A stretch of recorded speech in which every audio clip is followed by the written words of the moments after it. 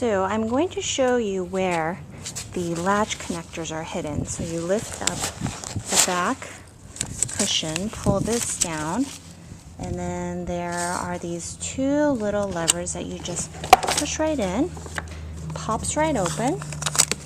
You take this out, and then see, the little latch connectors are safely stored inside. You just pop them right out.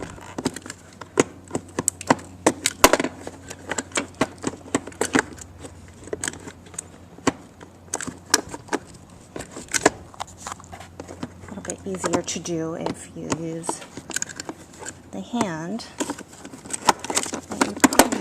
I'm right-handed.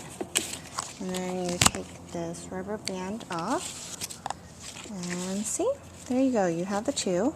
And you just thread it through on the side.